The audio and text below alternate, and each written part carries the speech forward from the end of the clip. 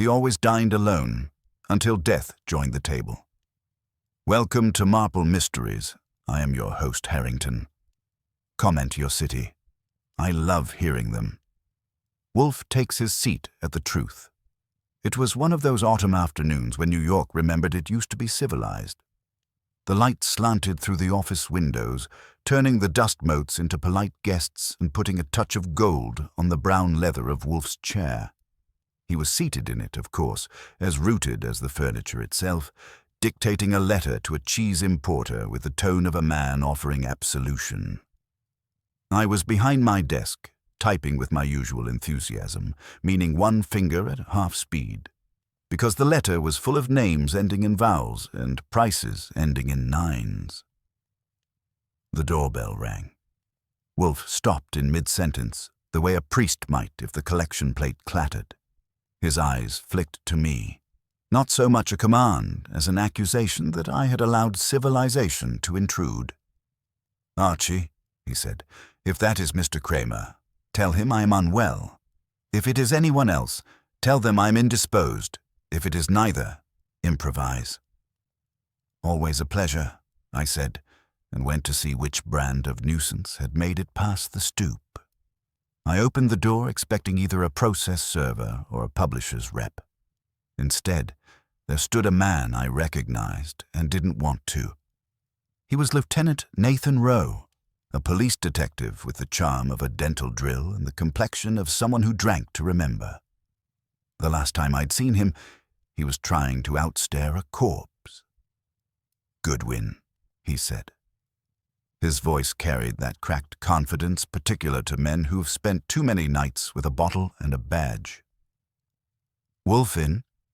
"He's in," I said, "but he's also indisposed, unwell and possibly fictional, depending on your errand. You might as well come in before he adds, unavailable." Rowe stepped inside like a man entering a church he'd sworn never to visit again. His eyes did a slow circuit of the office. Books, globe, orchids beyond the door, and settled on Wolfe. The big man didn't rise. He didn't even look up until Rowe's shoes stopped on the carpet's edge. "Mr. Rowe," Wolfe said, "your presence implies either a professional embarrassment or a personal folly." "Which?" That got him a pause long enough to measure in teaspoons. Rowe took the red leather chair without waiting to be invited, which meant this wasn't a social call. "It's neither," he said. "It's a request." Now, a policeman asking Wolfe for a favor is like a fox asking the henhouse for sanctuary. I sat back down, ready for fireworks. "I'm not here on department business," Rowe went on. "This is private." Wolfe's eyelids lifted a fraction, his version of a double-take. "A private request from a public servant," he murmured. "Unusual." Rowe rubbed the bridge of his nose. "I've got a problem. Something's been taken. Not money, not files. Something personal." "If this is an emotional lament," Wolfe said, "I'm not a confessor. Consult a priest or a bartender." "It's not that." Rowe leaned forward. "It's my notes. My old case journals. 20 years of them. Somebody broke into my apartment 2 nights ago. They didn't touch the TV or the whiskey or the cash. They took the notebooks." That made me sit up. Cops don't usually hang on to their old cases unless there's something in them worth keeping. Or hiding. Wolfe steepled his fingers. "You maintain personal records of official investigations." "Not official records. My own impressions. Unfiled. Unfiltered." "Then you have been imprudent," Wolfe said. "If the thief reads them, you may have provided either blackmail material or scandalous amusement." "I know it," Rowe said quietly. "That's why I need help getting them back." There was silence, the kind Wolfe uses like a microscope. I could see him taking Rowe apart, layer by layer, looking for the bruise. Finally, Wolfe said, "Why me?" "Because whoever took them left a note." Rowe reached into his coat pocket and pulled out a folded sheet of paper. And the note said, "Ask Nero Wolfe what you forgot." That was enough to make even Wolfe's eyebrow twitch. I took the note. It was typed, cheap paper, unsigned. No fingerprints I could see. Just those 7 words, neat and deliberate. "Well," I said, "you've either been robbed by a fan of cryptic crosswords or somebody who knows Wolfe's address better than his own." Rowe looked straight at Wolfe. "I figured if someone wants to play games with my name and yours in the same sentence, you ought to know why." Wolfe closed his eyes for a long moment. "Flummery," he said finally. "But not uninteresting flummery. So you'll take it?" "I have taken nothing," Wolfe said. "But the affront is within these walls now, and that I will not abide. Leave the note, Lieutenant. Archie will see you out." Rowe hesitated. "You'll help?" Wolfe's eyes opened. "If I find the intrusion intolerable, yes. Otherwise, I shall forget it before dinner." Rowe nodded once, rose, and left without another word. I closed the door behind him and turned. You don't take cases for free, and you don't take them from cops. So, what gives? Wolfe tapped the note with one finger. "Someone has sent me bait, Archie, and it smells faintly of gall and garlic. We shall see if it is edible."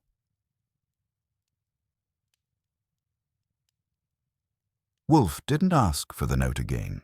He simply held out 2 fingers, and I put it where they were pointed. He gave it a glance slender enough to shame a caliper and let it rest on the edge of his desk like a coaster he'd already decided not to use. "You saw him," I said. "Is he rattled because his notebooks are gone, or because whoever took them is smarter than he is?" "Both," Wolfe said. "The second explains the first. What he has not yet considered is that the thief and the author of that sentence may be different people. Teamwork in crime. That's progress." He grunted. "Bah. Draft me a list of Rowe's cases that brushed mine.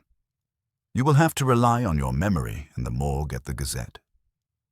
His eyes moved an inch, which in Wolfe is a leap. "And phone Mr. Cohen first. He knows where the bones are buried and who is digging them up again." I was reaching for the phone when the doorbell decided we were popular. Wolfe's mouth tightened.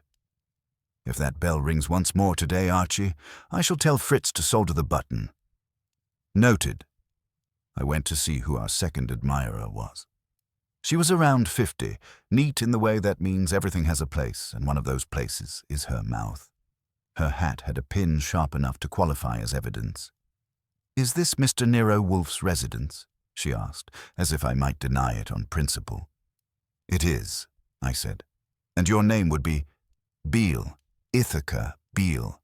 I let rooms on West 29th. Lieutenant Rowe is one of my tenants. Or was. I have something for Mr. Wolfe that was left with me to deliver at a particular time. I was told to wait 20 minutes after Lieutenant Rowe entered this house. I've waited 21. That straightened the carpet under my shoes. I ushered her in and took her to the office. Wolfe did not stand. He rarely does for kings, and landladies come below that in the feudal order. "Mrs. Beale," I said. "Mr. Nero Wolfe. He is unaccustomed to punctual conspiracies, so please be gentle." She gave Wolfe the kind of look women reserve for big furniture they suspect of wobbling. Then she produced a manila envelope and set it on the blotter. On the front was our address, written in a tidy hand that didn't mind being watched. "I was approached on my stoop," she said. "A young man with a bike helmet and a messenger bag. He said, 'Deliver this to Mr. Wolfe exactly 20 minutes after Lieutenant Rowe goes in. Cash on delivery.' He gave me $10. I told him I'm not a messenger. He told me it was neighborly work. I don't like being recruited, but I like cash, and the lieutenant's a decent tenant when he's sober." "Description," Wolfe said. "Clean-shaven, brown hair, no accent that I could hear. Blue windbreaker, jeans, the kind with rips you pay extra for. Smelled like laundry soap. The helmet had a sticker of a cat." I slit the envelope. Inside was an order slip from a diner, white-lined, grease-dimpled. On the back, in pencil, were Rowe's block letters, a date from 2 years ago, a victim's name, 3 addresses, One word underlined twice: alibi. There was also a flat piece of brass, not a key, a blank. The diner's name had bled through the oil. Solly's. Mrs. Beale watched me read with the interest of a landlord measuring furniture against a lease. "That's his hand," she said. "He sometimes copies things over and over. He says he remembers better when he writes like a schoolboy." Wolfe placed a forefinger on the slip and tapped once. "Who knew Lieutenant Rowe came here today?" "I did," she said crisply, "because I saw him go. The lieutenant told me last night if anyone came around asking about his notebooks, I should keep my mouth shut and my door locked. I told him I keep them that way on principle. That boy came around anyway." "Did the boy call the lieutenant by name?" I asked. "No. He asked me if the detective ate alone." We let that one sit. Wolfe breathed in through his nose, slowly. "You have been of service, Mrs. Beale. Archie." Her car fare. She pinched her bag. "I have my own car fare." "Then take Mr. Goodwin's and consider it interest on your neighborliness." I saw her out, took the details again on the stoop, and came back to find Wolfe regarding the brass blank as if it had recited poetry and gotten a line wrong. "Solly's," I said. "Rowe's handwriting on a greased ticket, a key blank, a time cue for delivery, and a question about eating alone. Somebody's staging a vaudeville act." "Not vaudeville," Wolfe said. "Orchestration.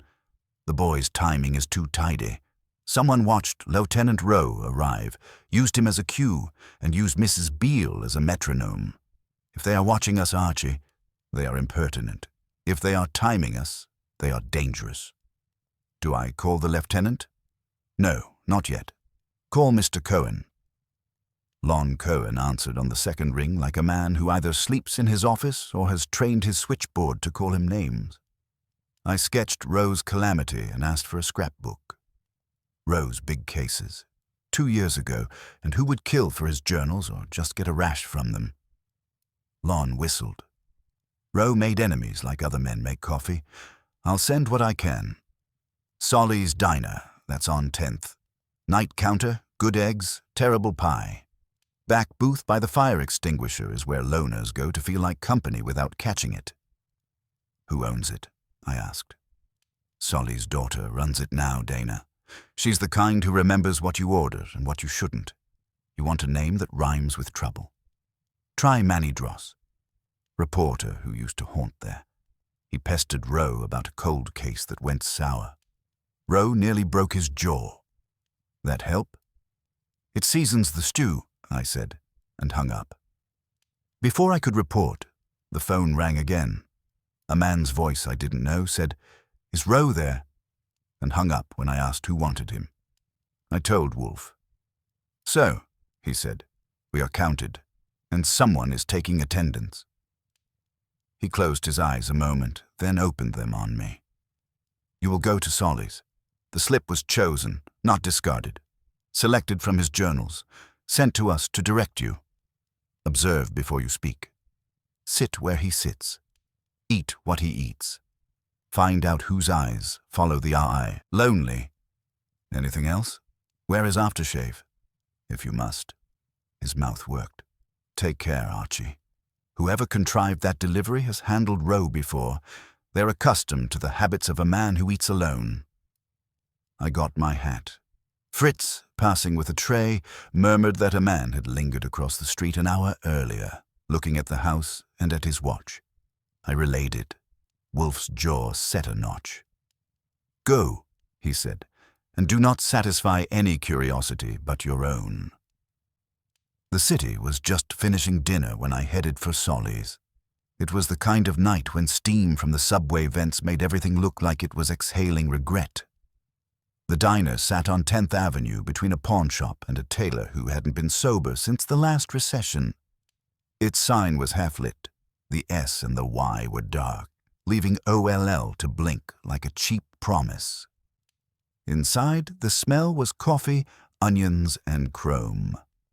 The counter was curved like an old smile, and a waitress with the kind of endurance you can't train was refilling mugs without asking. The booths were half full. truckers, a couple of students, one woman reading a paperback with her sandwich untouched. The radio was tuned low to a ball game no one cared about. I picked the back booth by the fire extinguisher, same as Cohen said, and ordered what I figured Roe would have: meatloaf, mashed, and coffee. The coffee came first, black as a confession. The waitress called me Hon without meaning it, which I took as a sign she liked me fine.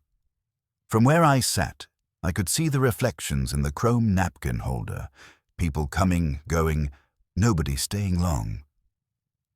I waited through half the meatloaf and 2 sips before the first hook twitched. A man 2 booths up looked at me once too often, trying not to. Mid-30s, sharp coat, clean nails, the sort who keeps his conscience ironed. He had a newspaper he wasn't reading. When I looked his way, he shifted to the counter, dropped a bill, and left. No plate, no coffee ring, just ghost etiquette. A minute later, the waitress came back. "You're the second one tonight with that order," she said. "You boys running a club?" "Who was the first?" I asked, casual as cream. "Guy with the limp. Sat right there earlier. Didn't touch the food. Paid double. Left in a hurry. Left this." She fished a slip from her apron pocket. A claim check from a storage company on 12th. "No name." I gave her a look that made her shrug. He said if someone asked for the meatloaf special and black coffee, I should hand it over. That's what you call coordination. I tipped big enough to stay in character and took the check. Out on the street, the air had a bite to it.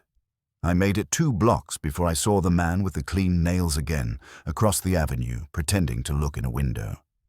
When I slowed, he crossed against traffic and vanished between cars. Amateurs follow close. Pros follow long. This one was in between. Nervous or overeager, which makes for accidents. The storage address was a gray warehouse between a tire distributor and a boarded-up bakery. The night clerk was half asleep behind a glass booth, radio murmuring jazz. The tag number matched a small metal locker. He didn't blink when I signed Roe's name. Either he'd seen the lieutenant before, or he didn't care who paid rent on the dead man's boxes. Inside the locker was a single notebook, same kind Roe used to carry. Black cover, frayed corners. I took it out carefully. First page, a date 3 years ago, case title, The Ralston Embezzlement, and Roe's neat square handwriting, but every page after the 10th had been razored clean. The missing sheets were gone, and in their place, tucked between 2 remaining pages, was a photo. A man, heavy-set, bald, wearing an overcoat. I didn't recognize him, but the background did the talking. Wolfe's front steps, the brownstone door half open. Someone had taken this picture from across the street. That was when I stopped breathing. It wasn't Roe's case anymore. It was ours. The radio in the clerk's booth squawked a sports update. I slid the notebook under my arm and got out. No sign of the clean nail tail. No one on the sidewalk. A cab took me back to 35th in 15 minutes flat, though it felt like longer. Wolfe was where I'd left him, eyes closed, fingers tented, lips moving silently. The orchids had gone to sleep upstairs, and the room smelled faintly of brandy and suspicion. I laid the notebook on the desk. He opened his eyes, and that slow scan he gives an object began. "Unharmed, I trust?" "Physically, yes. Psychologically, we'll see." I gave him the short version. Diner, waitress, limp man, storage locker, notebook. Then I handed him the photo. He held it by the edges. "This," he said, "was taken from the west curb. The photographer is tall. The angle of descent confirms it. The man is neither Roe nor anyone we know, and yet he stands at our door. That's our step, all right. I'd recognize Fritz's polished job anywhere." Roe's notebooks were stolen. His photo, our door. Someone is binding the 2. He turned the picture over. Nothing written. "A hint, Archie, meant for me. Whoever engineered this intends me to feel observed." "Well," I said, "you do have an audience. He leaned back. An audience implies performance. This is provocation. He set the picture down. Did you feel watched? Once, yes. The kind of watcher who can't decide whether to cross the street or his fingers. Wolfe's lids lowered. Then they are testing distance. They wish to know how far I will let the string play. Foolish. I am not a cat. Noted. Do I call Roe now? Not yet. He is either bait or target. I must know which. Tomorrow you will find this Mr. Manidros, the reporter. Learn what he wanted from Roe and why his jaw was nearly broken. Saul will assist. For now, destroy that photograph. Its purpose is to disturb me, and I will not oblige. I fed the picture to the fireplace. The flame took it politely, curling it into nothing but orange memory. Wolfe watched it vanish, then said, almost to himself, "A man who eats alone leaves too many empty chairs. Someone intends to fill them for him." I said nothing. The fire crackled. Outside, the city moved on, but the brownstone had gone very still. Sleep didn't put up much of a fight that night, but it lost early. Around 3, I woke with a distinct feeling that the silence was holding its breath. In a house like Wolfe's, silence usually has manners. It comes with the carpets, the books, and Fritz's insistence on polished hinges. But that night, it had an edge. I got up, made the tour, office, hall, kitchen. The lock on the front door was untouched, and the orchids upstairs glowed faintly behind their glass, breathing their $1,000,000 air. Nothing out of place. Yet when I came back down, there was a thin rectangle of light under the office door. Wolfe, working at 3 in the morning. That was as likely as him taking up jogging. He was there, though, not working, just sitting. The brass key blank from the diner lay on a napkin in front of him, gleaming like a challenge. He didn't look up when I came in. "You should be asleep," he said. "I tried," I told him, but the silence kept winking at me. "What's got you vertical at this hour?" He sighed. "Vertical is inexact. I've been thinking. That key blank bothers me. It suggests preparation, not happenstance. Someone intends to open something and has not yet decided what." "Maybe Roe's head," I said. "Or yours." He looked at me then. The kind of look that measures you against your own joke. "Imbecile," he said mildly. "Whoever sent that blank does not intend violence. Violence is crude. This," he tapped it, "is forethought. It is also insolence." He leaned back, eyes half closed. "Archie, men who provoke me do so for 2 reasons. To enlist me or to unnerve me. This creature, whoever he is, has arranged events like music. Roe's visit, the note, the timed delivery, the photograph. Each beat deliberate. But the rhythm is not complete. Tomorrow we'll supply the next bar." "Which means I should be up early," I said. "You planning to sleep?" "I'm planning to wait," he said, and closed his eyes. That was my cue to retreat. By morning, the brownstone had recovered its routine. Fritz was humming in the kitchen, and the smell of coffee was doing its usual job of improving my mood. Wolfe appeared at 11, as scheduled, in a yellow robe that looked like it had once been part of an emperor's curtain. He was calm again, the night's unrest packed away. At noon, Saul Panzer came in. He looked as he always does, anonymous, neat, and impossible to fool.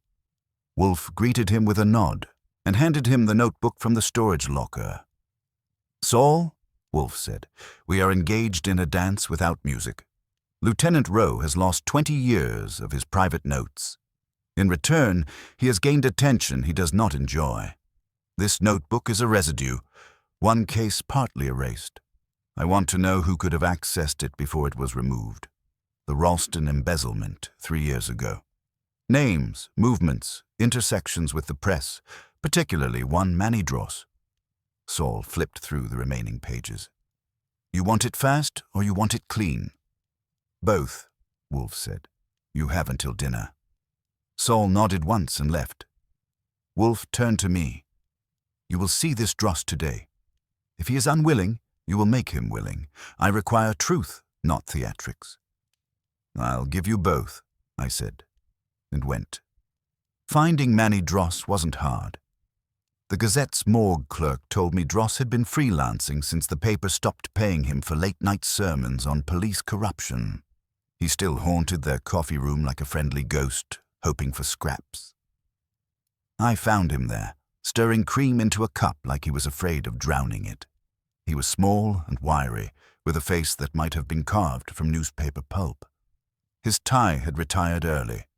When I introduced myself, his eyes did a nervous dance. "Wolfe's man," he said. "Yeah, I know you. The leg man. What's he want with me?" "Conversation," I said. "About Lieutenant Rowe." That got me a grimace. Rowe doesn't like my kind.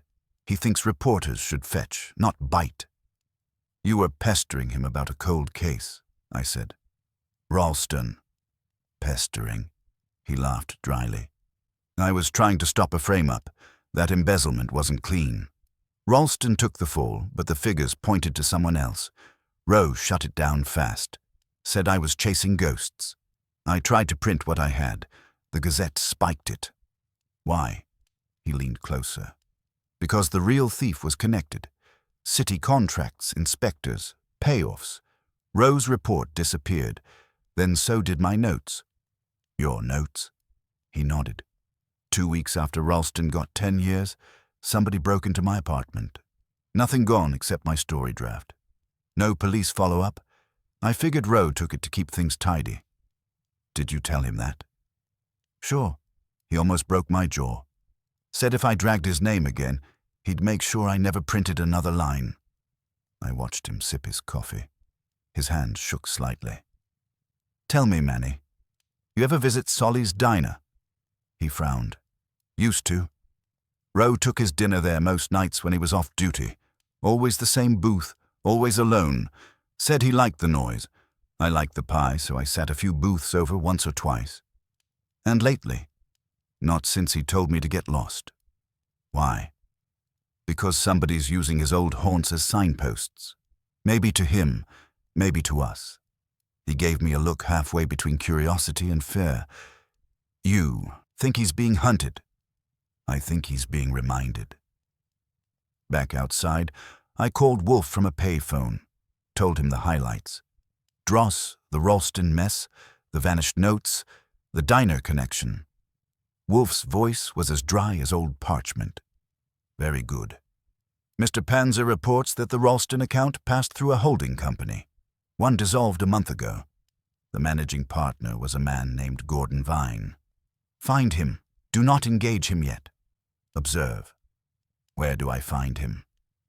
"He will find you," Wolfe said, and hung up. That's the kind of encouragement that makes a man check his back pocket for riddles. As I walked back toward 35th, I had the uneasy feeling the city had started taking attendance again. Every window was a watcher. Every car mirror blinked twice. By the time I reached the brownstone, Fritz was waiting with my coat brush and a look that said I'd missed something. "There was a call for you, sir," he said. "A woman." She asked only this. "Has he eaten alone yet?" And then she hung up. Wolfe, in the office, looked up when I repeated it. His eyes narrowed, gleaming faintly. "The game quickens," he said softly. "And now, Archie, they're asking about you." That night, the brownstone felt like a stage after the curtain drops. Too much quiet, too many shadows pretending they belonged there. Wolfe had gone upstairs after dinner without a word. That meant either he was thinking or he was so annoyed that thought had become a sport. I stayed in the office, turning the phrase over. Has he eaten alone yet? It was the kind of question that's really a statement. Someone somewhere was keeping score. I was halfway through a report for Wolfe's files when the phone rang again. It was Saul. "Archie," he said, "you may want to sit down." "I already am." "Saves time. Gordon Vine's dead." That got me up anyway. When? Late afternoon. Hit and run. West End Avenue. No witnesses who'll talk. No plate numbers anyone remembered. But it wasn't random. He was walking toward his car. No sign of robbery. Whoever hit him aimed. Police think it's an accident. Rowe's name turned up in his old case notes. They'll start connecting dots soon. Thought you'd want to tell Wolfe before someone else does. Appreciated, I said, and hung up. Wolfe was still awake when I climbed the stairs. The door to the plant rooms was open, the humid air thick enough to steam my glasses. He was sitting among the orchids, reading. The colors made him look like a misplaced monarch in exile. Saul called, I said. Gordon Vine's dead. Hit and run. Probably deliberate. He didn't look up. Predictable. That's one word for it. He turned a page, his thumb slow and deliberate. A man like Vine is not killed for sport, Archie. His demise implies urgency. Someone is pruning the branches before we reach the root. I leaned against the doorway. You think Rowe's the next prune? He closed the book. If he is not, he is the gardener. That one hung in the air long enough for the orchids to absorb it. Rowe's not stupid, I said. If he arranged all this, why come to you at all? To watch, Wolfe said, to see whether I would react. If I do not, he wins by omission. If I do, he learns how I think. Either way, he profits. I let that sink in, then said, and if he's the one being played, then he will be dead by morning. That's how Wolfe ends a conversation. I went downstairs, locked up, and tried to ignore the feeling that the walls were listening. Morning brought fog thick enough to have its own postal code.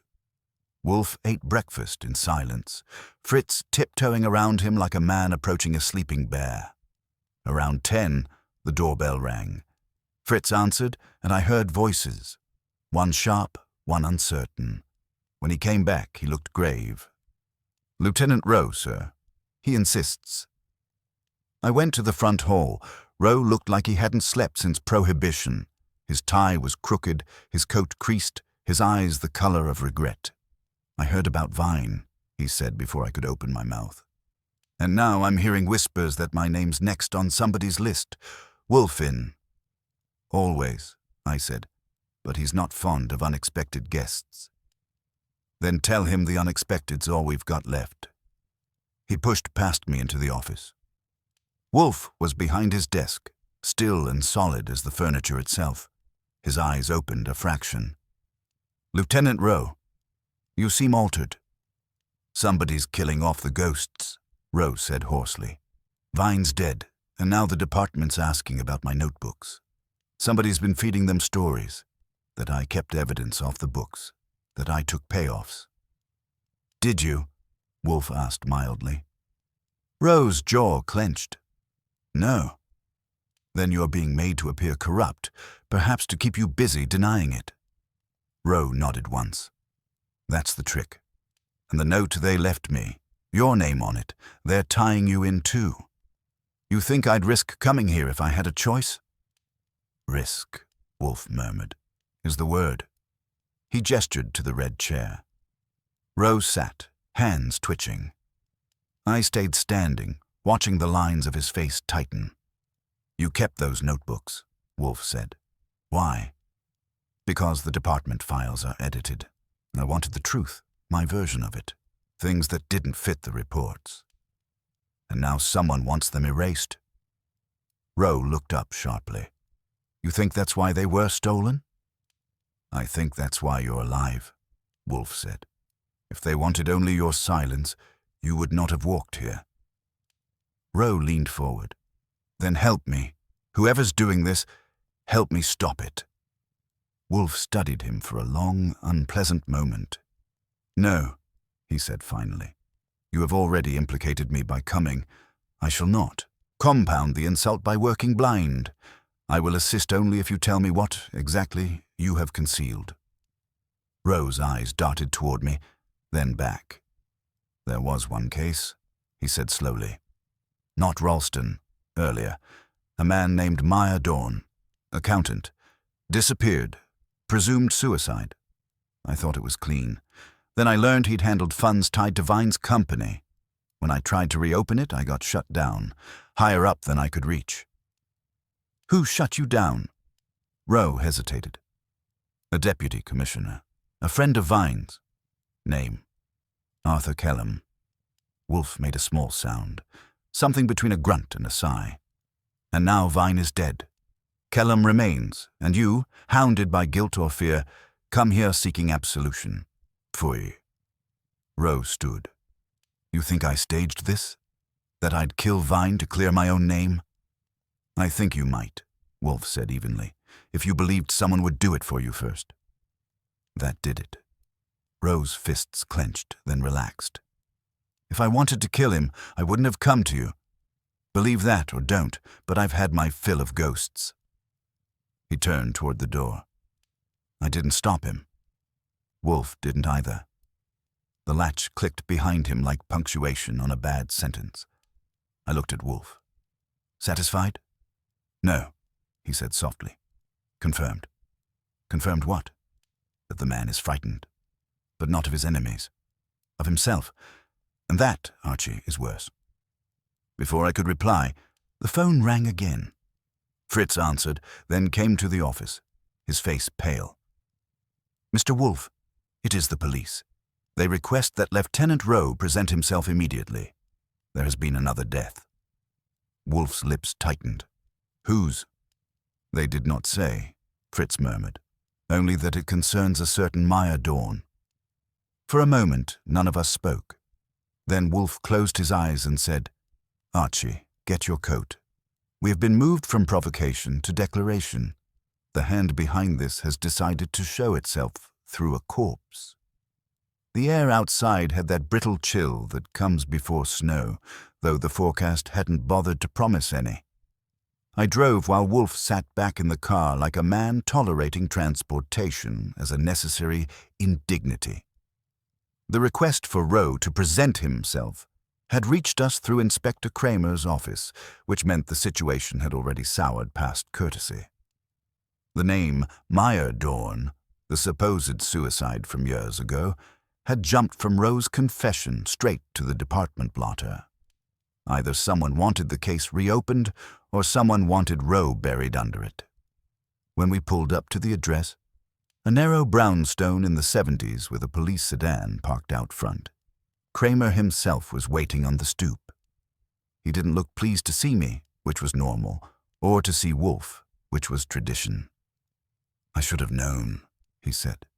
Every time a corpse decides to make a comeback, one of you two is somewhere, in the wings. Not this time, I said. We were just invited to the matinee. Kramer gave me a glare and then turned to Wolfe. If you came to gloat, save it. You'll get your chance later. I came because I dislike being used as a lure, Wolfe said. You have a dead man and a live lieutenant.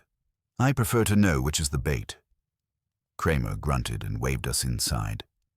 The apartment belonged to Dorn, or had, until someone decided to rewrite his obituary. The furnishings were old but dustless, suggesting recent use. In the center of the living room lay a man who didn't fit the decor, late 40s, expensively dressed, face pale in a way that doesn't reverse. That's not Dorn, I said. Sharp eye, Kramer said. Name's Kellam, Arthur Kellam. That got Wolfe's eyebrow moving. Indeed. Kramer folded his arms. Somebody decided to make him comfortable before killing him. Poison by the look of it. He was found sitting in that chair, drink on the table. Neat, tidy.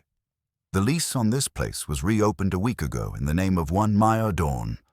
Paid cash, no ID.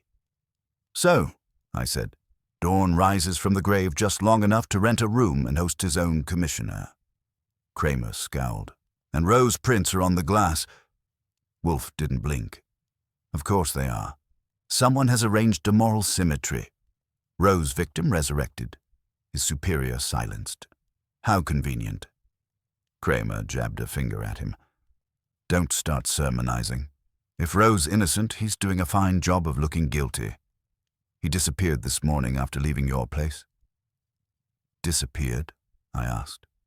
"His landlady says he came home, packed a bag, and left without a word. I've got every precinct watching for him. You two know more than you're telling me, and if I find out you're harboring him—" Wolfe raised a hand. "Spare us, Inspector. If I were harboring him, I would not be here listening to your thunder. You said poison. Which?" Kramer nodded to the medical examiner, who looked like he'd been waiting for permission to speak. "Preliminary says digitalis. In the whiskey. No prints except Rose on the glass and the bottle. But the timing's off. The liquor store owner swears he sold that bottle to a young woman yesterday afternoon." "What young woman?" Wolfe asked. "Didn't get a name," the examiner said. "Just remembered she wore gloves and had a voice like she'd done radio. Smooth, trained." Kramer snorted. "That help you, genius?" "It confirms something," Wolfe said. "Someone is staging this affair as a morality play, Inspector, with each act titled after the lieutenant's guilt. Dawn's suicide, Vine's accident, Kellum's poisoning, all linked through Rose's history, yet perfectly balanced to exonerate him morally while damning him legally. A clever conceit." Kramer rubbed his neck. "You saying someone's killing people to make Roe look framed?" "I'm saying someone is constructing a narrative," Wolfe said. "The killings are punctuation. Roe's past is the sentence." That kind of talk always made Kramer itch, so I cut in before the sparks caught. "We'll keep our ears open," I said. "You'll keep your badge shiny. Everyone wins." Kramer grunted. "Tell your boss not to meddle. If Roe shows up, I want him breathing but cuffed." Outside, the fog was thicker, curling around the street lamps. Wolfe stood a moment on the sidewalk, his face unreadable. "Digitalis," he said softly. "An herb, derived from foxglove. Fritz keeps it in the cabinet. Dried, harmless. Yet whoever chose it meant to echo something." "Echo what?" I asked. He turned toward the car. "Solitude. Digitalis slows the heart, Archie. A lonely death for lonely men. Our antagonist has a theme." Back at the brownstone, Wolfe went straight to the office and poured himself a beer, an act that in his language meant agitation. Someone orchestrates this with precision, each victim a part of Roe's history, each death a refinement of isolation. "You're thinking the woman's the link?" "I'm thinking she's the hand that moves the pieces. But whose design she follows?" He broke off as the phone rang. Fritz answered, listened, then handed the receiver to me. "It's Saul," he said quietly. Saul's voice came low and taut. "Archie, I found the woman who bought that bottle. Name's Dana Solly, owns the diner, and before you ask, she's gone. Apartment emptied this morning. No forwarding address. I felt my stomach tighten. Solly's diner again." "Yeah," Saul said. "The cook says she got a letter yesterday. Typed. Said only, he will eat alone tonight." I hung up and met Wolfe's eyes. He'd heard enough. "So," he said, "our author signs her work. She composes Solitude in 3 movements, and the final one—" He glanced toward the window, where the streetlight cut a pale bar across the carpet. "The final one, Archie, will be played here."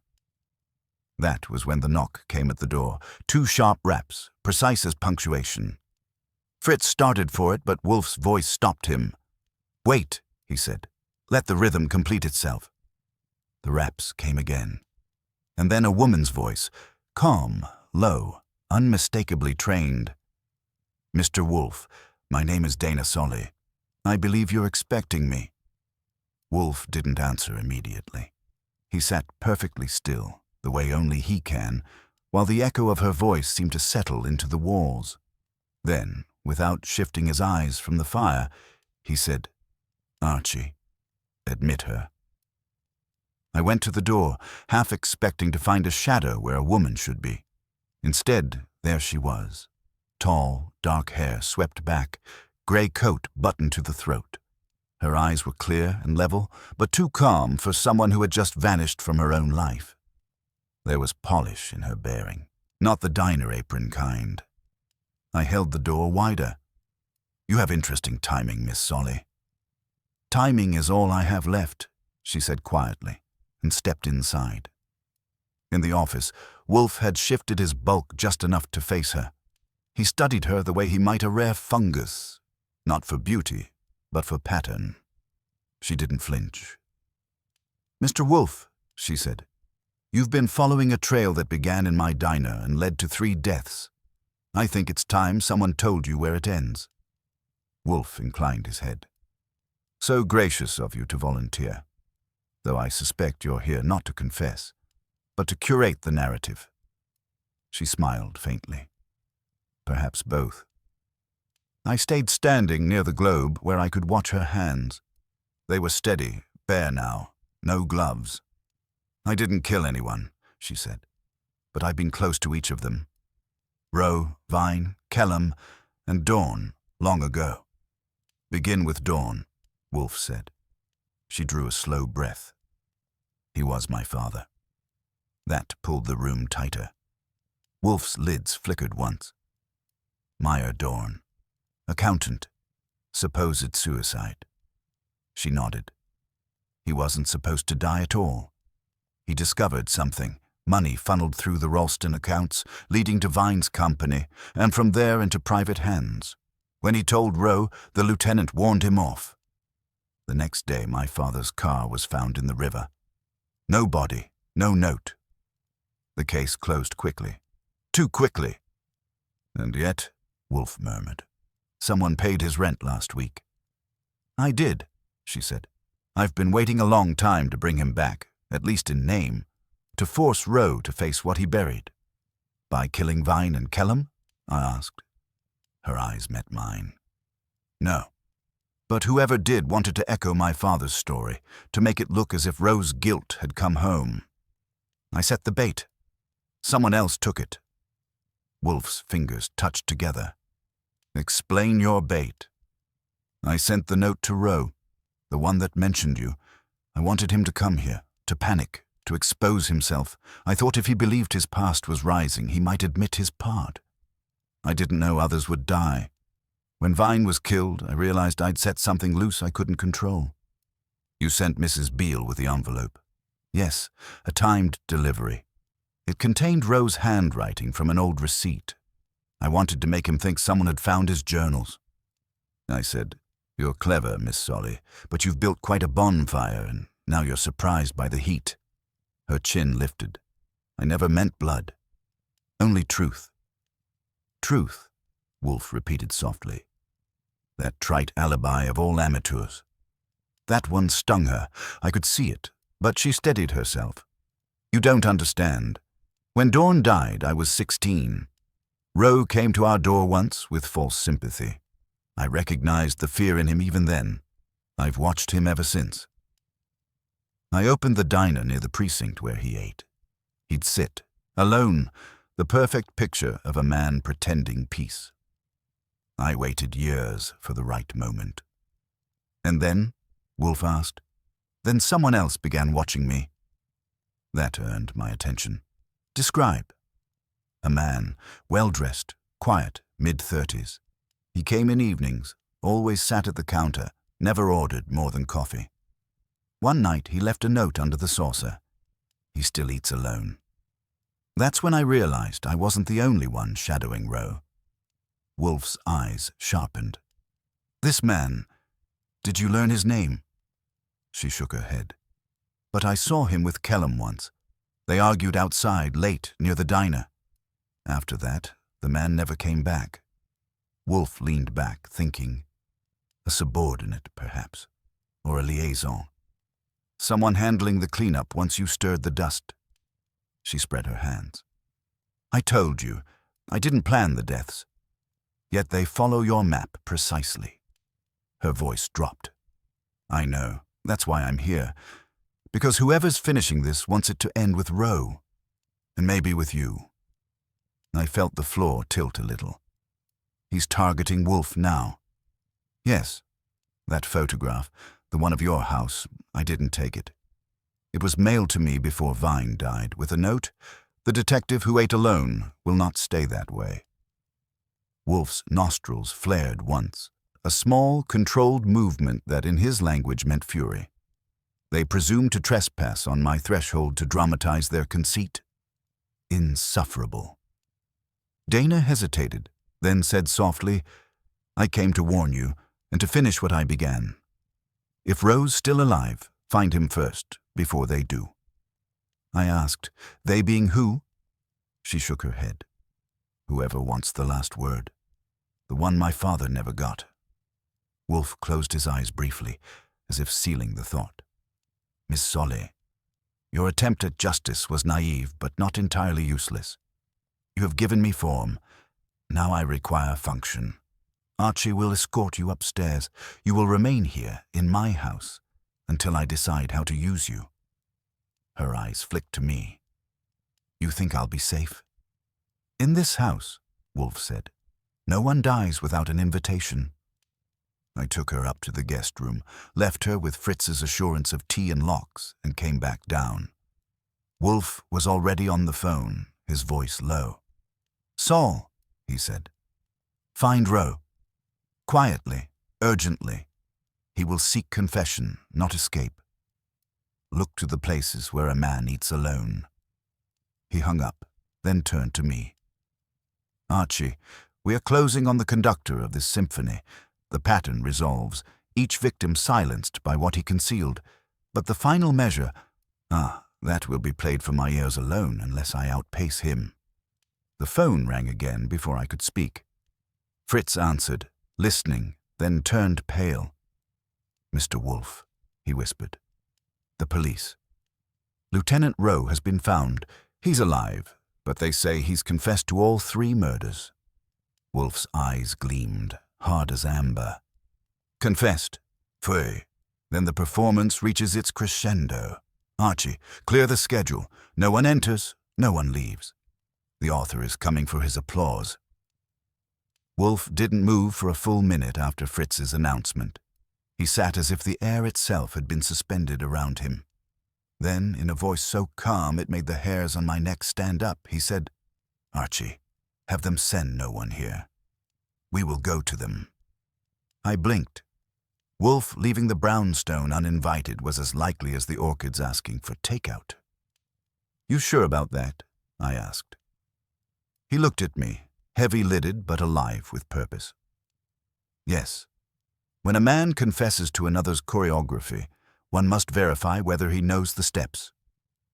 Within half an hour, we were in the Packard, Fritz watching from the stoop like he was seeing an eclipse.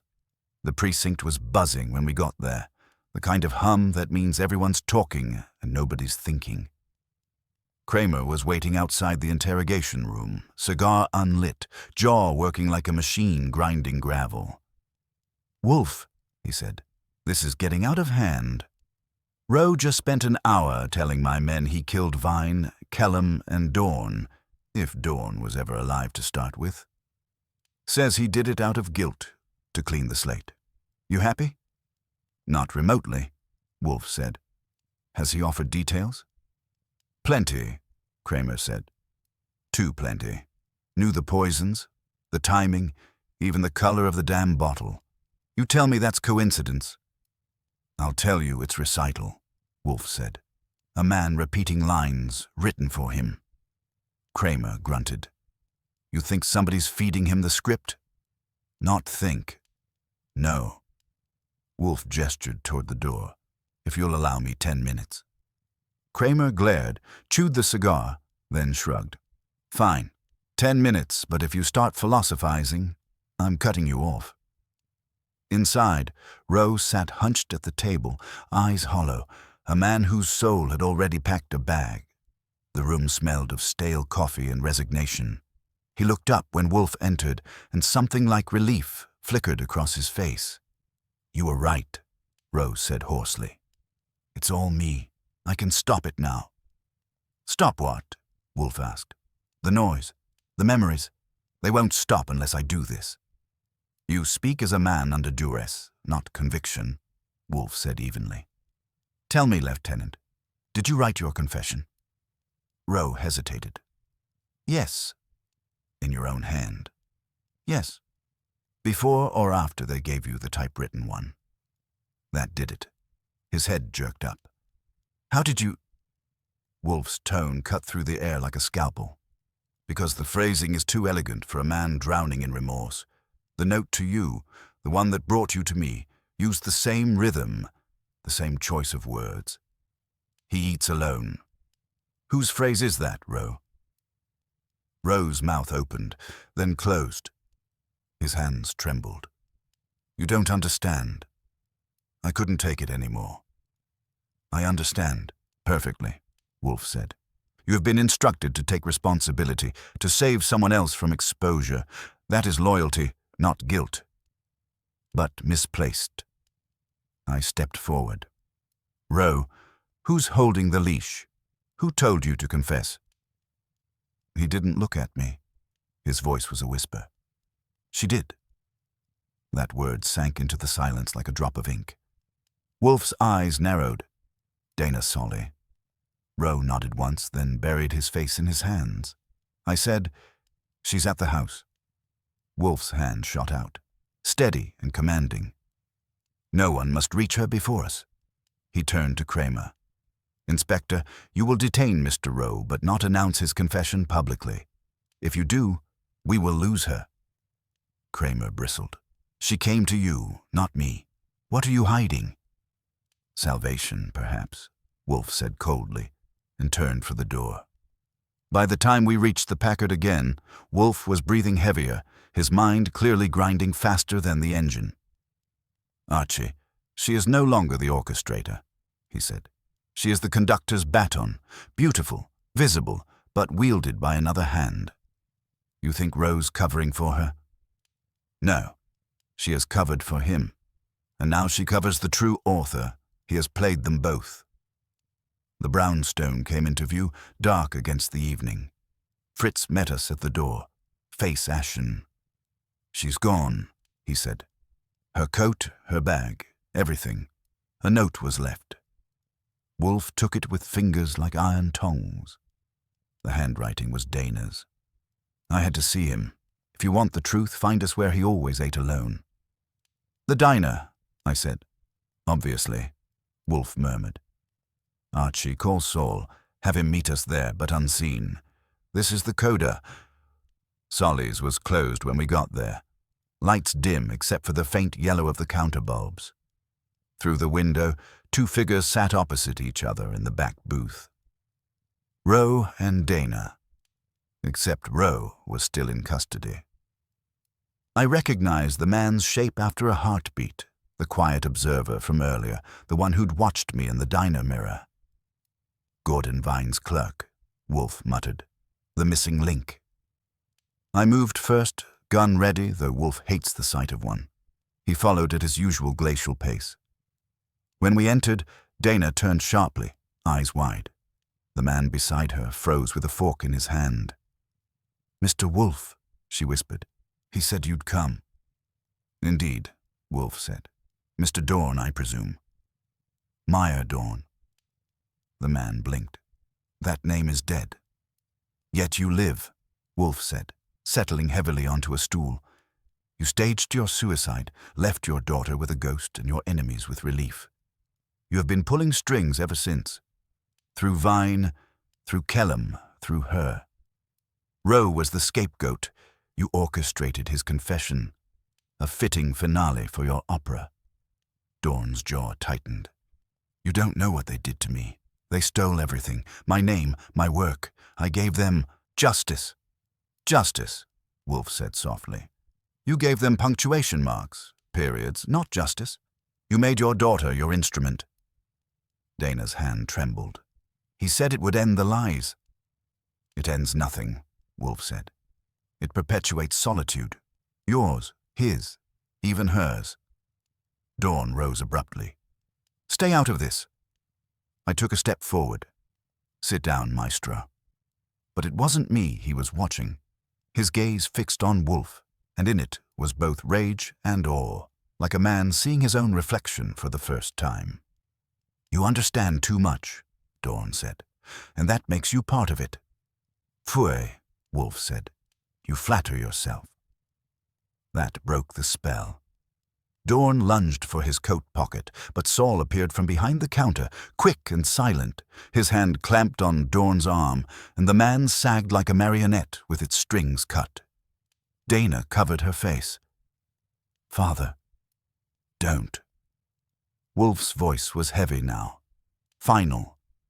Miss Solly, your father sought to write an ending worthy of his suffering, but the finest stories conclude not with confession, but with consequence. Outside, the first flakes of snow began to fall, soft and deliberate. Dorn sat between Saul and me in the back of the car, eyes distant, already fading into the silence he'd spent years composing. Wolfe said nothing all the way home. When we finally entered the brownstone, he lowered himself into the big chair, reached for his beer, and murmured, "Loneliness, Archie, is the most patient accomplice of all." I said, "Then tonight it's short one partner." He closed his eyes. Yes, for now. The next day began gray, a color New York wears well. Fritz brought breakfast, but Wolfe didn't touch his eggs.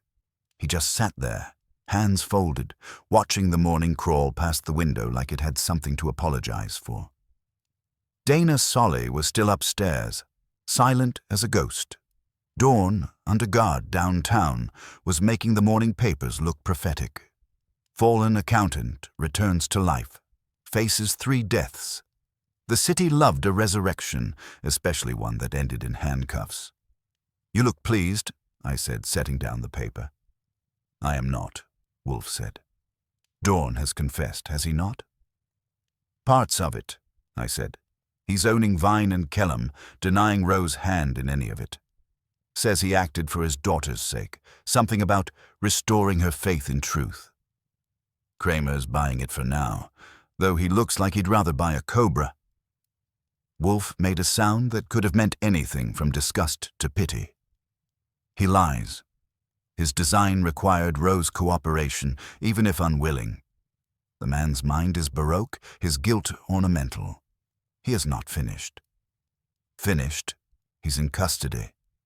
Wolfe gave me a glance sharp enough to pare an apple. "You underestimate obsession, Archie.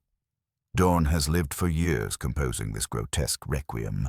He will not surrender its finale to the police." Before I could reply, the doorbell rang. Fritz appeared a moment later. "Inspector Kramer, sir, and another gentleman." Kramer entered like a storm that had already rained elsewhere.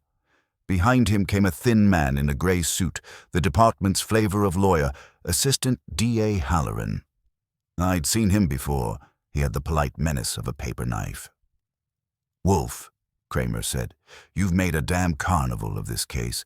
Dorn's talking nonsense, Rose catatonic, and that woman upstairs won't say a word without you in the room. So here's the deal. Either you make sense of this, or Halloran starts issuing warrants like raffle tickets." Halloran smiled slightly. "The press loves a complicated motive, Mr. Wolfe. I'd prefer something simpler." "Of course," Wolfe said. "Simplicity appeals to small appetites." Halloran's smile stiffened. "We just need clarity. Dorn claims his daughter had no knowledge of the killings, yet she rented the false apartment, sent the letter to Roe, and facilitated contact with the victims. We call that accessory." "She is not an accessory," Wolfe said. "She is the instrument, and instruments are not guilty of the music they play." "Then who's the composer?" Kramer barked. "Still unmasked," Wolfe said. "Dorn is intelligent but limited. His revenge was intellectual, not logistical. Someone executed his plan with precision, poisons, timing, distribution. Someone inside the network of his old enemies." Halloran frowned. "You mean another survivor from Vine's firm?" "Possibly. Or someone within the department who benefited from Dorn's fall. The poison, digitalis, was medical grade. That requires access, not improvisation." Kramer groaned. "So now we're chasing some invisible pharmacist." "Great." Wolfe's eyes slid toward me. "Archie, call Saul. Have him learn who signed off on the autopsy reports for Dawn's original suicide. The physician's name will appear again, I wager. Kramer's patience hit its usual low tide. You're guessing. I am deducing, Wolfe said.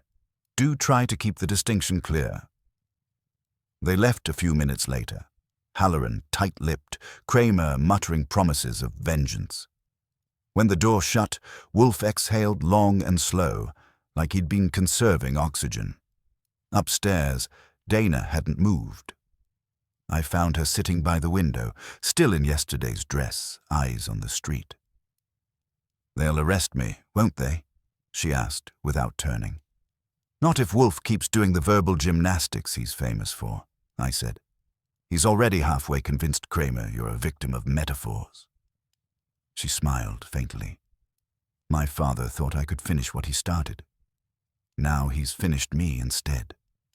You could help us, I said. Tell Wolfe everything you know, everyone your father trusted, every name he mentioned when he thought no one was listening. She hesitated. There was one. A man who visited once, years ago. Said he worked in the city records office. He brought my father documents, bank files, audits. He called himself E. Marlowe. I never knew more. Marlowe, I said. Any description? Tall, silver hair. Spoke precisely. The kind of man who weighs each word before spending it. I filed it away and went back down. Wolfe was at his desk again, eyes half closed. I told him about Marlowe. He nodded once. Excellent. Dawn would have required a facilitator. Someone to acquire the material to build his illusion. Mr. Marlowe, I think, is not a bureaucrat, but an administrator of death. Find him. Before I could grab my coat, the phone rang. I answered. It was Saul. Archie, I've got your doctor, the one who signed Dawn's death report. Name's Ernest Marlowe, used to work for the coroner's office, retired 10 years ago, lives upstate now, but guess what? He's missing. House empty since Tuesday. I met Wolfe's eyes. He had already guessed. Saul, Wolfe said into the phone, search discreetly. He will not have gone far. When you find him, inform me. Do not approach. He hung up, then murmured, The design completes itself, Archie. Marlowe, the man who erased Dawn's death, has returned to ensure it remains erased, permanently. Which means, Wolfe said, that before dawn, either Dawn will vanish again, or Marlowe will, and I intend to prevent both. He reached for the phone again. Call Inspector Kramer, tell him to bring Dawn here, quietly, without reporters, without Halloran, tonight. I stared. Here, in the brownstone? Yes, Wolfe said, voice sharp. Our guest prefers to conduct his affairs in private. Let us oblige him. If Marlowe intends to close his composition, he will not resist an encore. It was the first time in years I saw something almost eager behind Wolfe's eyes. He wasn't just anticipating a conclusion, he was inviting it. When Kramer arrived after dark with 2 men and a tired Dawn in custody, the brownstone was already prepared. Wolfe had insisted on silence. Lights low, doors locked, the orchids asleep above us. He sat, massive and still, in his chair, waiting. Dawn sat opposite him, pale but composed. You brought me here, Dawn said quietly. Why? Wolfe's gaze was steady. Because, sir, the man who killed your enemies is coming to kill you, and I prefer to choose the battleground. Outside, a car engine idled once, then stopped. Somewhere in the distance, a door clicked. Wolfe lifted his head slightly, listening. Archie, he said, voice soft but unmistakable. Open the door. And as I moved toward it, the knock came, measured, polite, and unmistakably deliberate. The knock sounded again, too slow, even raps, as if whoever stood there had practiced them for effect. Wolfe's eyes didn't move from the office doorway, but his voice did what his body never bothered to. It cut through the tension cleanly. Open it, Archie. Our guest dislikes waiting. I pulled the door wide. Ernest Marlowe stood there, tall, silver-haired, wearing a dark overcoat that had once been expensive and still knew it. His face was the kind that looks carved, not aged, and his eyes had the detached brightness of a man who lives entirely inside his own logic. "Mr. Wolfe," he said softly, stepping inside without invitation. "I was told you preferred meetings in the evening." Wolfe inclined his head. "Your timing is exquisite. Sit." Marlowe's eyes swept the room, pausing briefly on Dawn, who sat stiff and colorless on the red chair. Something like pity flickered there, then vanished. "I see the dead do rise when properly provoked," Marlowe said. "Not quite dead," Wolfe replied. "Only late. The same can be said for you." Marlowe smiled faintly, but it didn't reach his eyes. "I assume you've guessed most of it. Dawn's little pageant needed an audience. I provided the stagecraft." Dawn stirred. "You used me. My grief, I used your faith," Marlowe said quietly. "You wanted symmetry. I gave you art. Vine, Kellum, Roe, all relics of a system that devoured you. You wanted them humbled. I ensured it. You murdered them," Wolfe said flatly. "Correction," Marlowe replied, turning to him. "I concluded what Dawn began. He conceived the morality, I arranged the mechanics. Digitalis, carefully metered. Roe's notebooks and memories provided the narrative, each death corresponding to his guilt." "And now?" Wolfe asked. "You intend to close the circle by erasing its creator." Marlowe's lips tightened. "Dawn was useful, but he's also dangerous. He believed in confession, not silence. He would have ruined the structure. Every composition requires a final note." "Indeed," Wolfe said. "And the composer, of course, must always conduct his own finale." The faintest flicker of uncertainty passed through Marlowe's expression, but only briefly. "I see. You mean to deliver justice, then? To lecture me until the police arrive?" "No," Wolfe said. "I mean to let you choose whether the last act ends with applause or with pity." That stopped him. His eyes narrowed, calculating. "You don't have the authority to bargain." "Authority?" Wolfe asked. "No. But intellect, yes. You see, Mr. Marlowe, I anticipated your arrival. You've been predictable since the moment I heard your name. You're the kind of man who must witness the completion of his own design. You've already made your final delivery." Marlowe's hand shifted inside his coat pocket, just enough for me to take a step forward. Wolfe didn't move. "Do not," he said evenly, "confuse inevitability with control. You mailed a bottle of the same poison to my address this afternoon. Postmarked 2 hours ago, the police intercepted it at my request. Your fingerprints, of course, adorn the cork." Marlowe froze. "Yes," Wolfe said. "A gesture meant to commemorate my participation in your theater. Clever, but not clever enough. That is why Inspector Kramer waits now, in the car outside, until I signal him. Your confession here completes the structure you so admire." For the first time, Marlowe looked shaken. "You can't prove." "Proof," Wolfe said, "is irrelevant. You have already declared your intent. The man who composes murder cannot resist conducting its echo. You came here tonight because you needed to hear the applause of comprehension." I stepped closer, hand on Marlowe's arm. He didn't resist. Not really. He just stood there, thin shoulders slumping as if the architecture of his mind had finally collapsed under its own perfection. Wolfe leaned back in his chair and said, almost gently, "Mr. Marlowe, genius is only admirable when it restrains itself. Otherwise, it is merely vanity with a vocabulary." Marlowe said nothing. I took him to the door, and Kramer came in from the stoop like a boulder rolling downhill. He didn't ask questions, just cuffed Marlowe and led him out with a muttered oath. Dawn didn't move the entire time. When the door shut, he lowered his head into his hands and stayed that way. It was over by the time the clock struck midnight. Dana came down from the guest room, pale but composed, and stood by the fire without speaking. Wolfe watched her for a long moment, then said, "Your father will live and face what remains of his conscience. You will decide whether to visit him. I suggest you do not." She nodded once, eyes glistening but dry. "I wanted the truth," she said quietly. "I got it. It just doesn't look the way I hoped." "Truth rarely does," Wolfe said. "It is an ungainly thing, best admired from a distance."